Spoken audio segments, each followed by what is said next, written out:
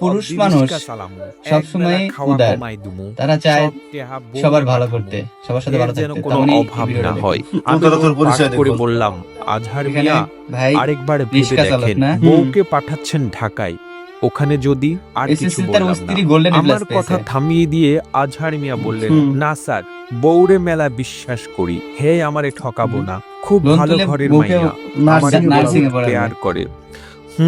বুঝলাম, loan pass হইছে, পরশু এসে টাকা নিয়ে যাবেন। আজহার সাহেব হাসি রিক্সা মুখে চালায় বের টাকা হলেন। লোন শোধ তাকে করে। লোন দেখে শোধ করে অনেক বউরে সুখী মানুষ মনে নার্সে হচ্ছে। পড়াবে, রিক্সা নার্স বানাবে। চালক হয়ে বউকে নার্সিং এ পড়াবে। পরিণতি কি হবে কে জানে। সে হাসিটা ছিল ওনার মুখের শেষ হাসি। এরপর থেকে ভালো ওনাকে কি আর আছে? হাসতে হ্যাঁ। দেখিনি। নীরব মানে হৃদয়ে বউ ওনাকে অনেক মুখ ভার ভালোবাসতো করে হয়তো, বা প্রতি অনেক- মাসে কিস্তির আছে টাকা না নিয়ে অনেকে আসে। এগুলো বলে, সেদিন আবার বললাম, স্ত্রীরাও আপনার কাজ স্ত্রীর করে পড়াশোনা স্বামীকে কেমন পড়াশোনা চলে? করে। তিনি চোখের ভালো। জল মুছতে মুছতে বললেন, প্রতিষ্ঠিত স্যার, হওয়ার ক্ষেত্রে একজনকে ত্যাগ হ্যাঁ, স্বীকার আমার আর করতে চাই হবে। না। সেজন্য হাত নার্স পা হয়, ধুলেও ডাক্তার